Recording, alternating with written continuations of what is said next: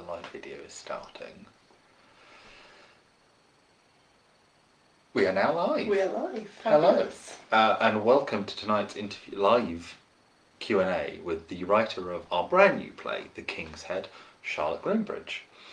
Tickets for the show are already available up on the Gulbenkian website, and the show will be performed at the Afra Theatre at the University of Kent on the 12th to the 15th of April, all at 7:30. No dodgy matinees on this one. So, Charlotte has been with the festival since the very beginning. She even took over managing director. That's her title. I am the managing director. Yes. Managing director back in 2018, which means you've now been running it for 5 years. Yeah, COVID feels like that's an extra 3 added on though. So. Fair enough. Well, let's start. Tell us a little bit about the plot of The King's Head. Doing your best interview voice there. I know, it's like Parkinson's in the room. Not this room, a different room. The room where Parkinson is. Yeah, it's like that. So, King's Head. So it's a play about the interregnum, which was a period of history just after Charles I was executed, and the period that Cromwell was... you now distract me, it was working. It's fine. Okay, so the interregnum was a period of history in which Charles I was executed and Cromwell was in power, but I'm not focused on Cromwell because Cromwell is a Puritan and by definition quite boring to write about. So I wrote about Charles II, or at that point the exiled prince, and it's really a reflection of the changing power dynamics of the time. It was a very tumultuous time. The king, who had been appointed by God, had been killed, which was huge. Not just killed like as rich people kill each other, because that's okay apparently. This is killed by an uprising of the people, so it's like a really, really big deal. And so it focuses on Charles and his mother in France, with what remains of their court, which is basically nothing. And it's a comedy, but there's a lot of drama there as well. It's about them trying to figure out their place in the world now that the entire world order in their mind is now gone, and they're not going to get that back. That was the big thing about the interregnum. There was no way to go back to how it was before, so you had to adapt or you had to die. And so yeah, that is what the play overall is about. Although the minutiae of the plot is Lucy Walter, who was a paramour of Charles II. She turns up at court with news which nobody is particularly happy to hear. So that is the basic plot. And the whole play takes place over a couple of days. It's not like a sort of macro Shakespeare where we take in the entirety of Charles II's life. It's specifically 2 days. Yeah, literally 2 days from when he is killed, and then the 2 days that follow that. When Charles I is killed. Charles I is killed, yes. Charles II was not killed. Well, he died. Spoilers. Actually. Well, I imagine I don't know that for certain. Well, that's maybe he did. I'm pretty certain I can make a good guess. I haven't seen the body. Well, there you go. Fabulous. So, tell us about the themes of the play. What are the sort of themes that run throughout the play? The main theme is this idea of the divine right of kings. So I studied Charles I a lot and the English Civil War a lot when I was at school. It's my A-level coursework, which did very well in, by the way. I'm sure you did. Yeah, I enjoyed the Civil War. First English Civil War, despite the fact there were many civil wars. The Anarchy, the Wars of the Roses. Wars of the Roses has a really good title, though. Yeah, Anarchy is also way better. So, So this idea that the king can do whatever he wants because he has been appointed by God, therefore why shouldn't he be allowed to just do whatever? And the people coming to that sort of realization that maybe this guy hasn't been appointed by God and maybe he can't just run the country as he pleases. So that's one of the really big themes, is that power. What does that mean anymore? And in a world where even if it is true, people have stopped believing in it. And it's that belief in these ideas which is so important, and these symbols of these ideas that are so important. If people just stop, paying attention to that, that's that's going to bring the entire system down. Another sort of idea is duty, the idea of what is our duty to our people, our family.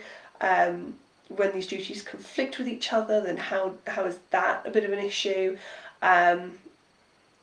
Particularly family duties, because it's a family drama more than anything, because most of the conflict happens between Charles and his mother and his deceased father, who is, deceased, but still there. They're still very much part of the conversation. Charles I almost feels like his own character within the play, even though he doesn't have any lines and nobody plays him. He is so present throughout that it does feel like he's there. Yeah, that's really kind of what I wanted to do, because his choices and the decisions he made changed the English monarchy for forever. And we're still seeing that happen now, even when we get to the discussions of whether there should be a monarchy or shouldn't be a monarchy. These weren't questions that were happening before, certainly on a big scale, before, Charles I was like, I'm just going to do what I want, and I'm going to bankrupt all the gentry, and then they're going to have to do what I say. And it turns out, actually, they don't have to do what you say. They can very much take off your head if they put their mind to it, which they very much did. So, yes, that family drama I really wanted to bring out, and I really wanted to have, Charles's sort of, not ghost, because it's not Hamlet, but presence. His presence is very much presence. Oh, wonderful. So we've covered the historical setting, but tell us a bit more about the characters that are involved. It's quite a small cast. 6. 7 if you include the tiny part, which I don't include, because that's more of a cameo than anything. 6, yes. So you've got the main parts. Actually, they were pretty well distributed throughout the play. So Henrietta Maria, the Queen, Queen of England, still technically the Queen. Her husband is, dead at this point. It's a technicality. It's very much a technicality at this point. So Henrietta Maria is a really interesting character in history, because she was blamed a lot for what happened, because she was Catholic, marrying this Protestant. Was he a prince when they married? I think he had just been crowned king. I know they were married by proxy in France, but he married a Catholic, and then he had a Catholic church made up in the palace, and there was one point when they went on stage together, which was like this huge thing, because a woman couldn't be on stage, and her faith was really important to her, and there was this idea that Charles I also started becoming a Catholic, which obviously to the Puritans was a really big deal and a really big deal breaker. And so she was blamed a lot for what was going on, the problems. And I think it was actually very unfairly blamed her, because at the end of the day, she didn't really have that political power to back her up. But she was very instrumental in, she took the children out of England during the Civil War, and she went to raise money in The Hague and in the Netherlands for an army.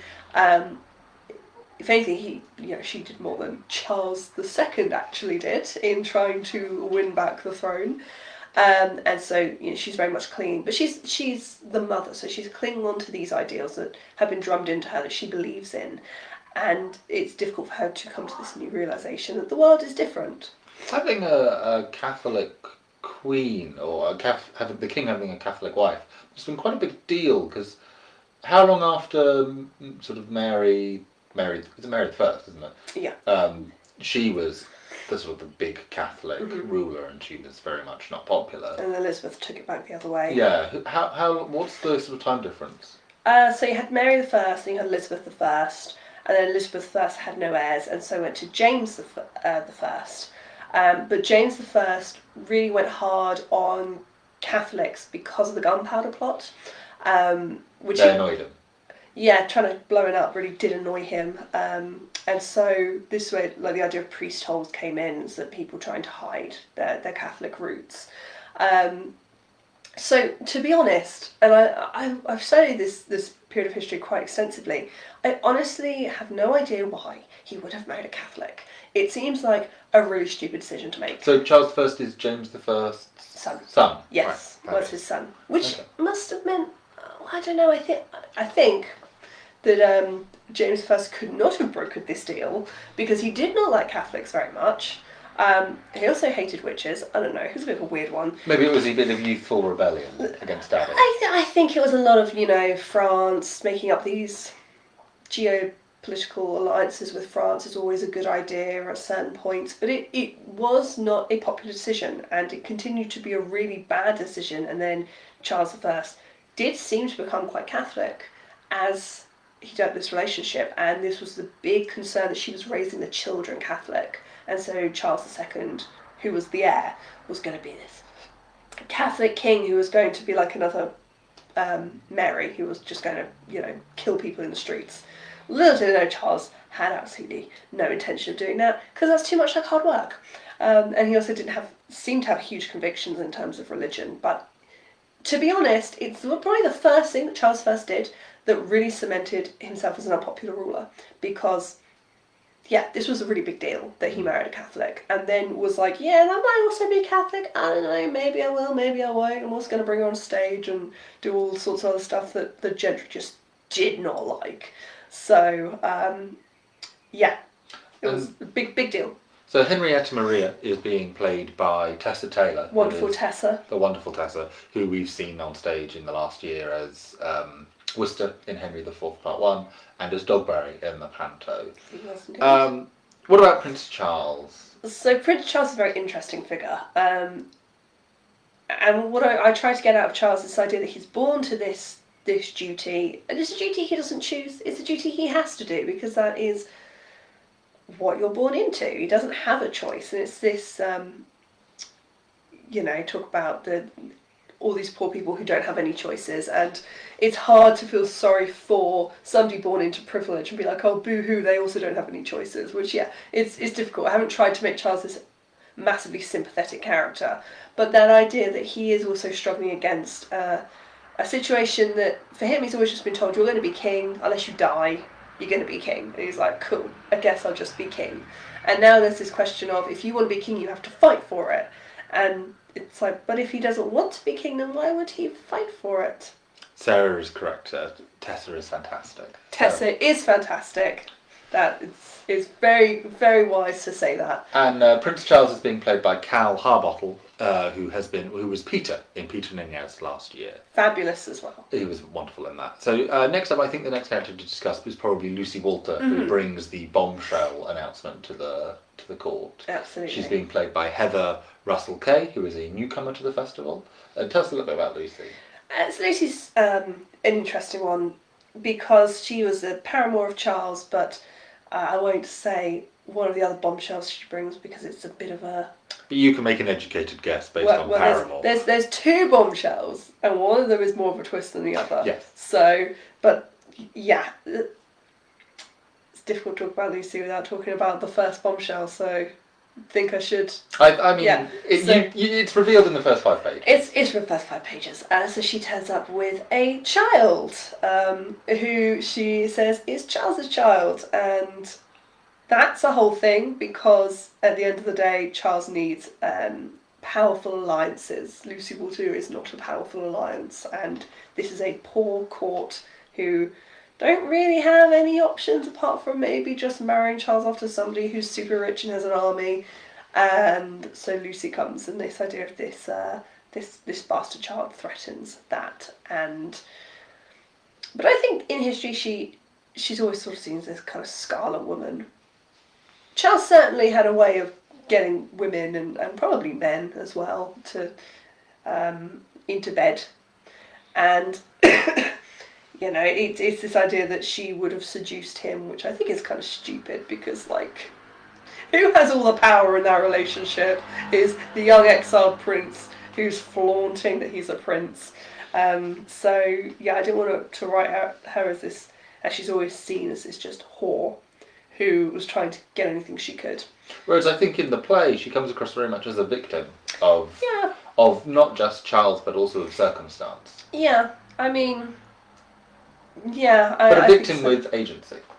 Yeah, I'd hope she does have a bit of agency. Yeah, she certainly made that choice to get into that relationship with Charles, and had hopes of maybe that being a good match. At the end of the day, marriage was an economic and political decision for women. So if you had the chance to be with someone who was powerful, you're going to do that. So yeah, she's often seen as this very sort of fallen woman type figure, temptress type figure, which I just don't think is necessarily true. I think everyone likes to paint Charles as a bit of the victim there, and not at all. I can't see that must have been true.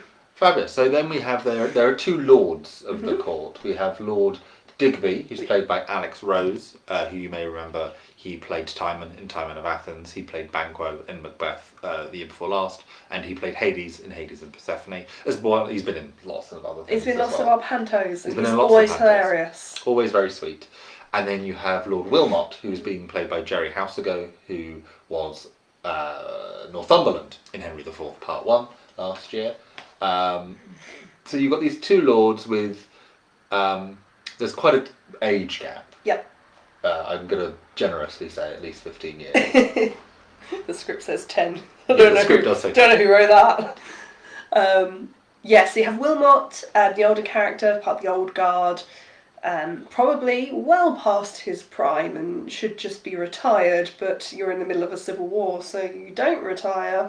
And Digby, who's much younger, and so he's coming with these sort of... What was that? Sarah said, what a cast. What a cast. Oh, it's a fabulous cast. I haven't even had all of it yet, because we've still got one more character. And so Digby gets much younger, and so the idea of these lords was to show the differences in ideals between the old and the young, the differences between how they're viewing this war and how they view these grand ideas that are being like batted about. And a big one was they were based on two lords who were both there in the Paris court, and basically hated each other and would just take any opportunity to just hate on each other and mess around and be stupid. I mean, quite frankly, if the people hadn't asked Charles to become king again, he would never have become king, because he could not run that court for the life of him. So it's just very lucky that Cromwell's son, for Charles' sake, it's very lucky Cromwell's son was so incompetent at his job. But yeah, so it's a lot of tension between these two characters, and I took all of that from sort of real things that had happened. I amalgamated some, to occur over the 2 days rather than over like the however many years. 10 years or 10 years the interregnum happened. I don't think it's a secret, because we've been posting photos of the fight choreography, but about halfway through the play there is a duel between the two lords. Yes. Is that a real historical event, or is that something you've created? It is a real historical event that they had a duel, and the background of the duel is also in the play.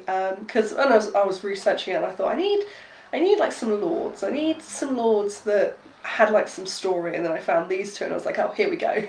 And basically they were just insulting each other, and there's a lot of bad blood in the past between them, because Wilmot's not actually a good tactician as he thinks he is, and Digby is pulls him up for it, and there's stuff that's happened which gets like mentioned in the play.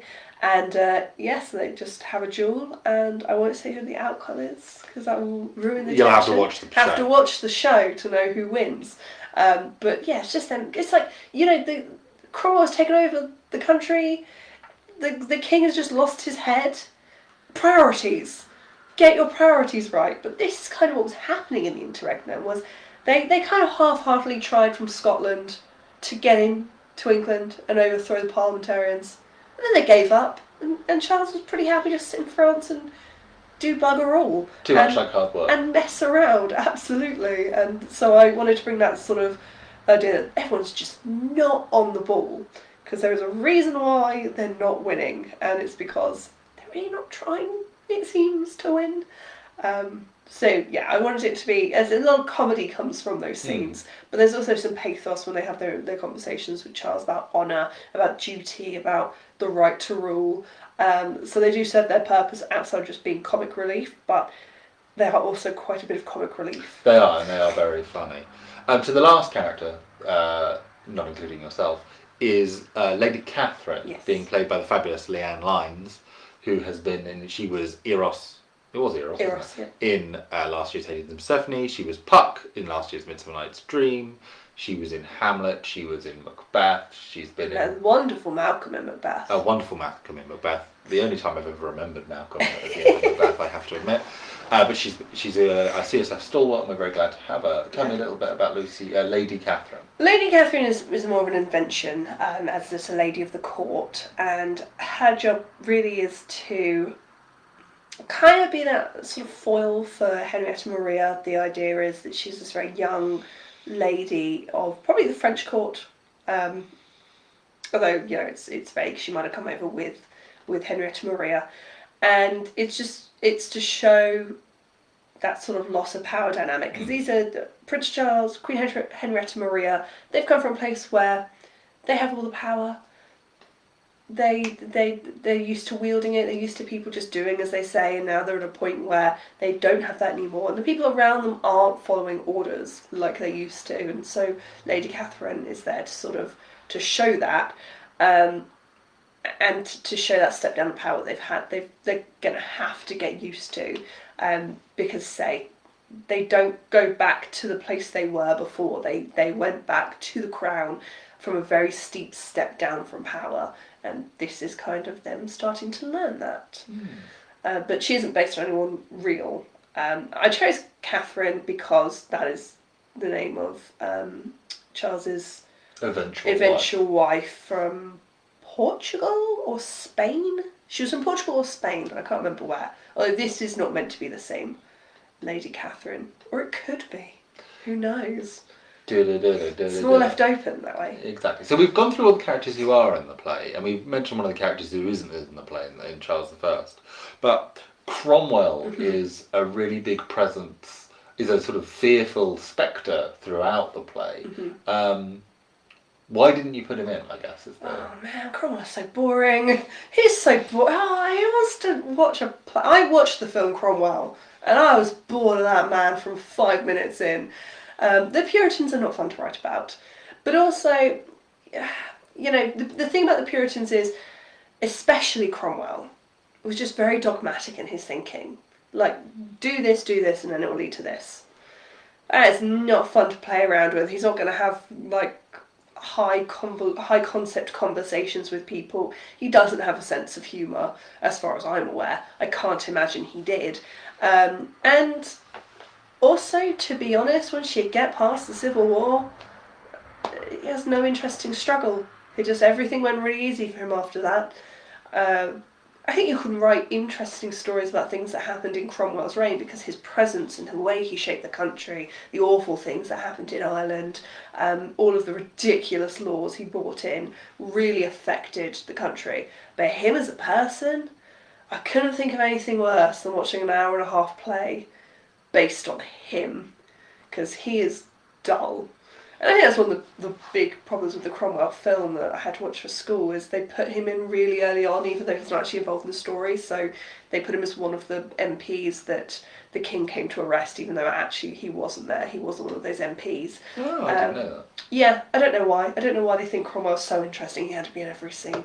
Apparently he did. Maybe it was Richard Harris. It's because, you've got a film called Cromwell, but he really only starts to become prominent when you start in the battle plans, and he has the Ironside horses, which is why he was called Ironsides, because he had the strength along the lines.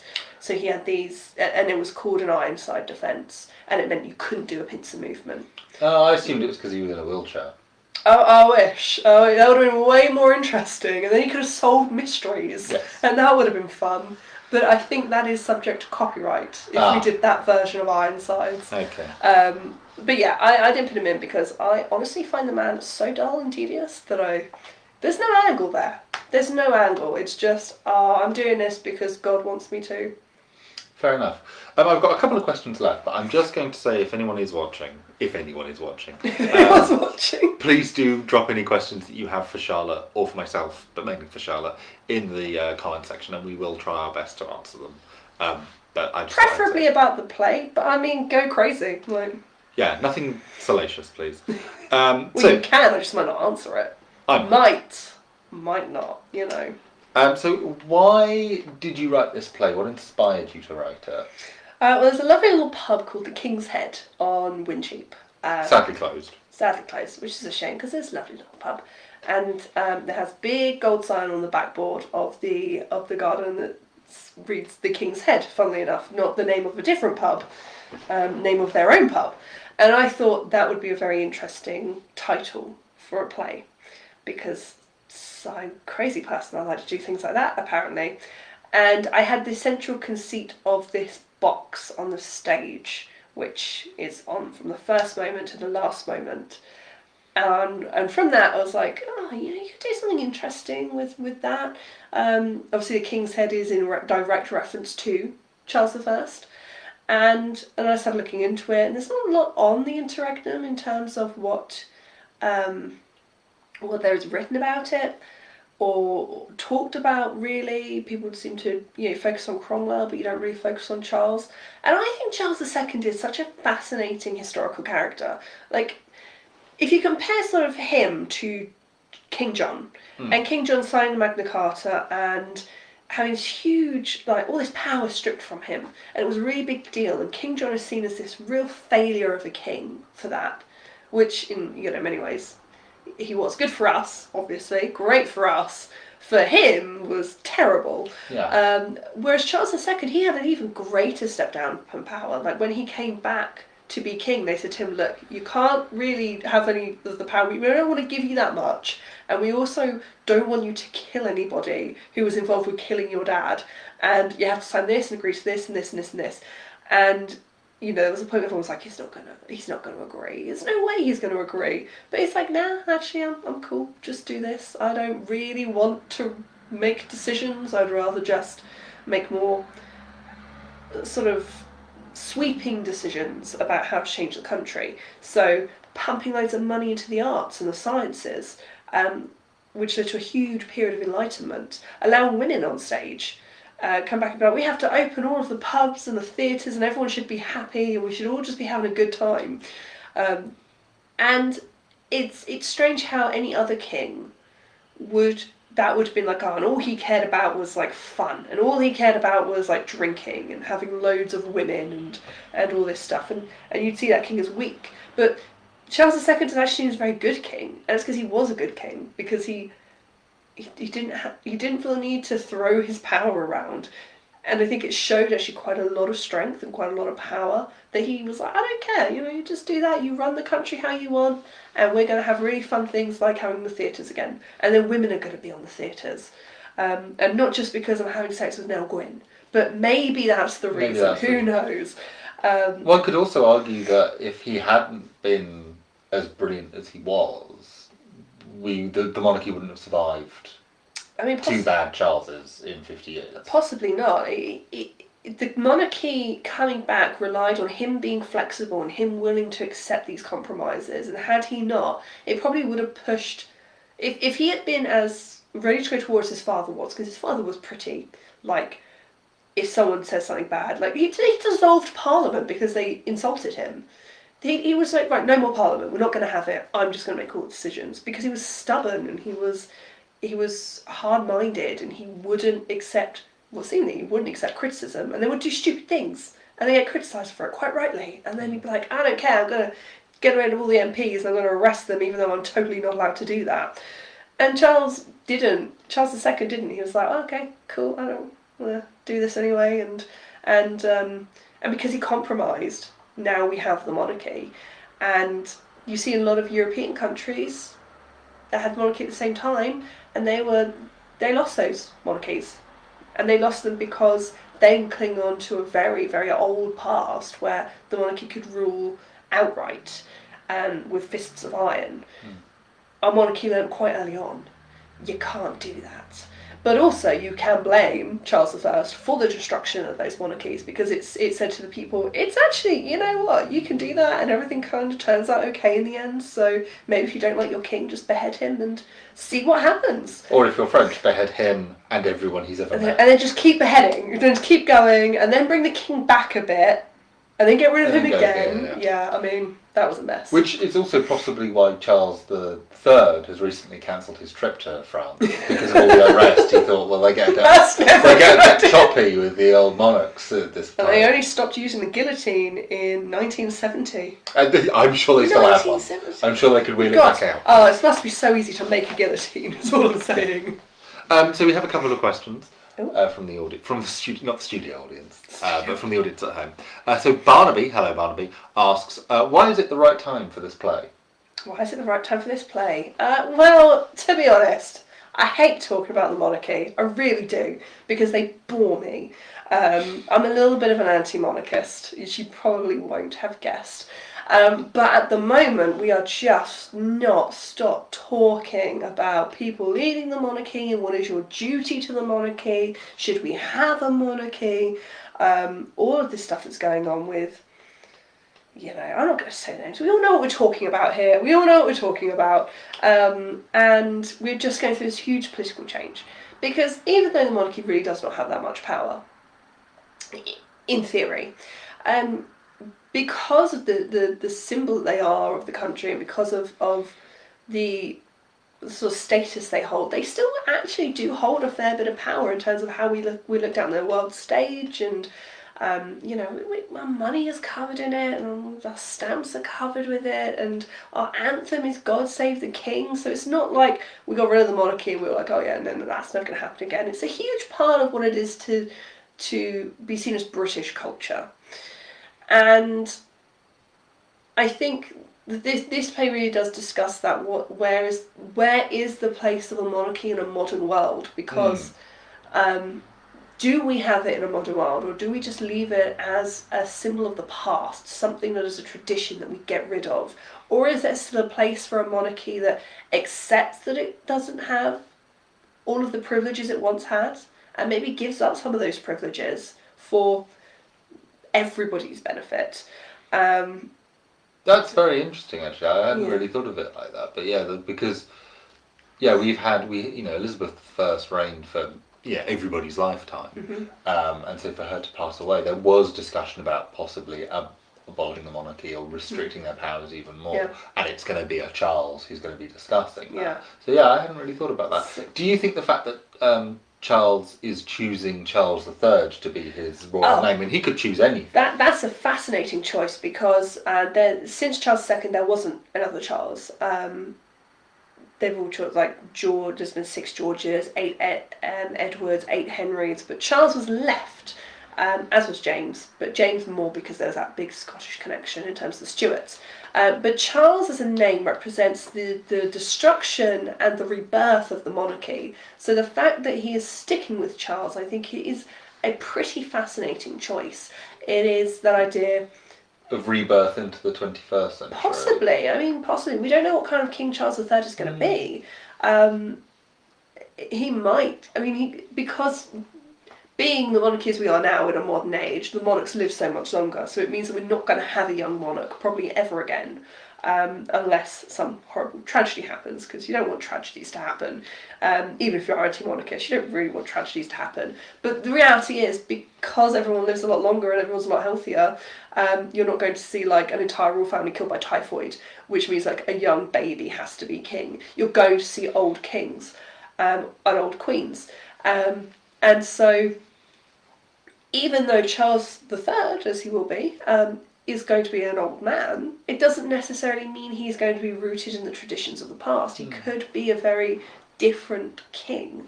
And I think what's going on with his kids is certainly going to have an effect on how he views the world. And his brother as well, but I'm not going to get into that. We'll leave that where it is. Let's just focus on the kids, shall we? Yes. So Sarah's asked a question which actually complements my next question. So I'm going to ask mine and then Tack has on the end. But I wanted to know sort of what plays and writers did you look at inspired you? And Sarah's asked specifically, how influenced have you been by Shakespeare's history plays in terms of themes and characterisation?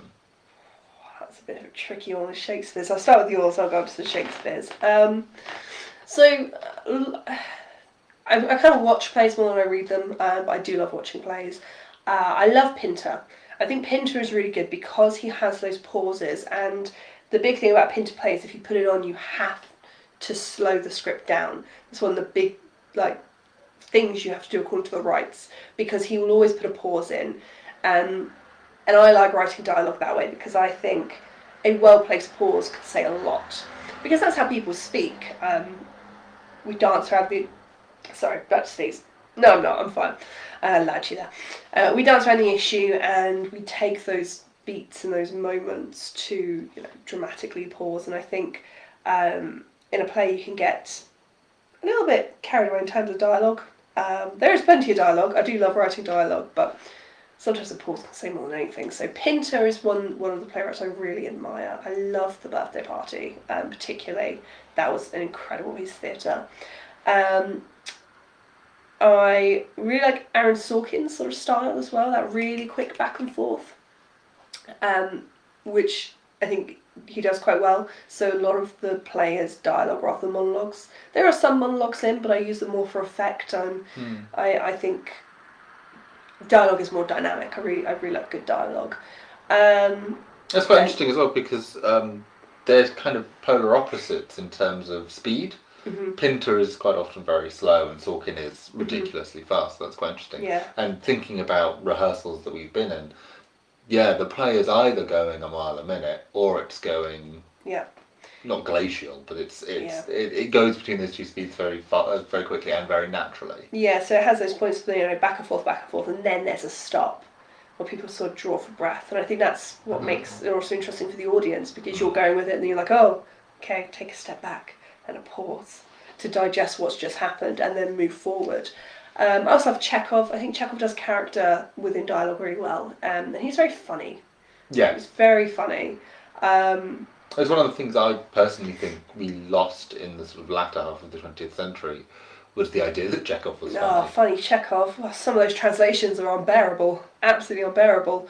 And once you realise that, Russian literature can actually be incredibly funny and darkly funny, it makes Chekhov so much easier to just do. But in terms of Shakespeare's comedies and comedies, how inspired was I by Shakespeare's histories? Or influence? How influence?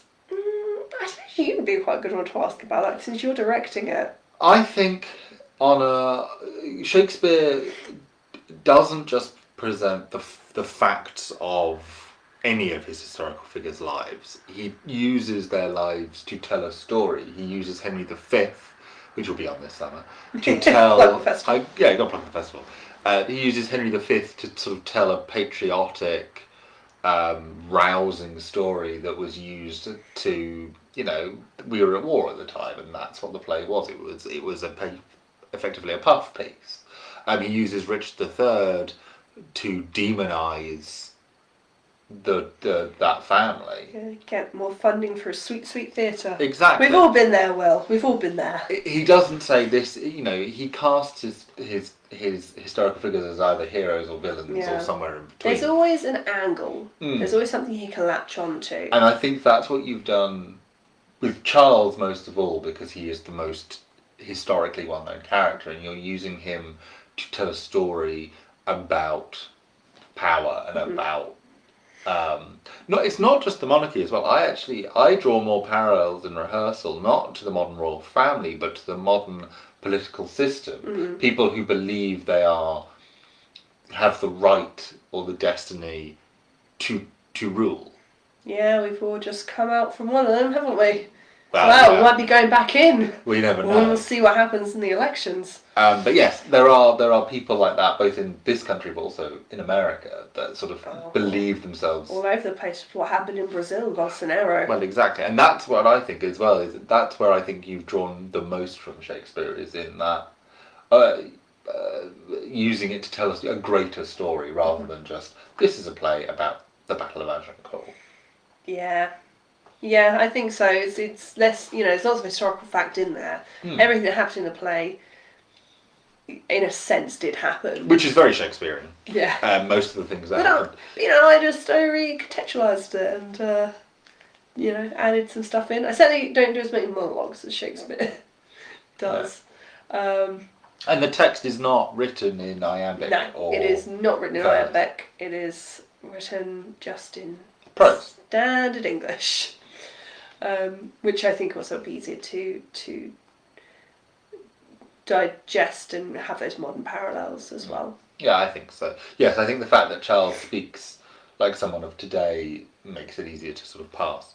So the last question that I have is, why should people come and see it? Why should people come to see it? Oh, it's a tricky question because I don't want to say that it's good, but it's pretty good. Okay, so a better way to rephrase that is, what about it will people like? That is a better way to rephrase it, actually. Well, I'm hoping characters. I like. I like characters have a very distinctive voice, so I always try and give those characters that voice. I don't think the characters feel very like, oh, you're watching, like, speaking of Henry V, you know, you're watching a king, and this is someone who's like different, and he has destiny, and all these things have come together to make this thing happen. I like to think the characters are actually very, even though they are royalty, they're very relatable in terms of the struggles they're going through, the internal struggles they're going through, and yeah, I think they're relatable characters. I've put a lot of comedy in there. It is very funny.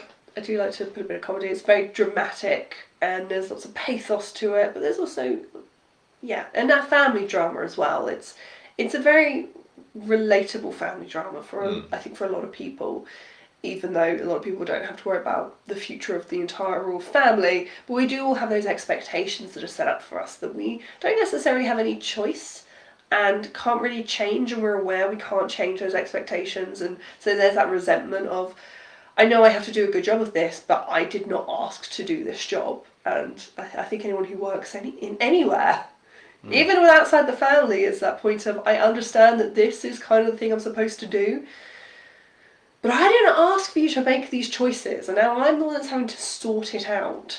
That's basically just described my entire term at work. I didn't make these choices, but now I'm the one that's got to fix them. And if I want my life to be any easier, I'm going to have to fix them. So that's sort of the central conceit. There's a lot of real world parallels, both matters, but also one of sort of Charles's central conceits is father issues, daddy issues. Yeah, he's got father issues. You know what monarch hasn't, really? No, because you've got to wait for your dad to die before you can do anything. And so, yeah, I imagine that must cause so much mental strain. Because I don't want you to die, but I kind of also want to be king. So, I mean, if you could hurry up there and maybe just pop your clogs, but don't make me kill you, you know, that kind of relationship.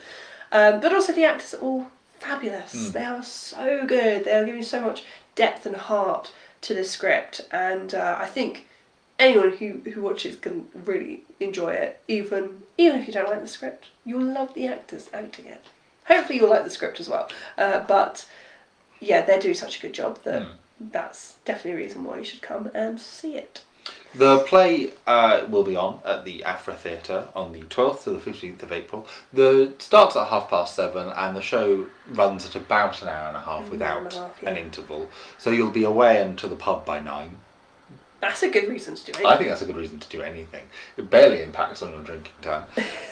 And tickets are available from the Gulbenkian website or in person at the Gulbenkian box office. If you have any questions about anything we've discussed today or anything to do with the Canterbury Shakespeare Festival, please email info@canterburyshakespeare.co.uk. But thank you very much for watching. And don't forget our Band of Brothers discount. 4 tickets, reduce your ticket price down to £7.50 each. It actually means it's cheaper to buy 4 than it is to buy 3. Don't say that. Well, they'd figure it out. People have historically not figured that out. Well, no, it just also means people are more honest about buying 3 tickets. So bring your friends, bring your family. I don't know if we have a rating for this show. I wouldn't bring very small children. There's a couple of swear words, but anyone under the age of 12, over the age of 12, is going to do. It's like a 12A. Like a 12A. If you could show them Lord of the Rings, that'd be fine. Wonderful. Well, thank you very much for coming, and we hope to see you all soon.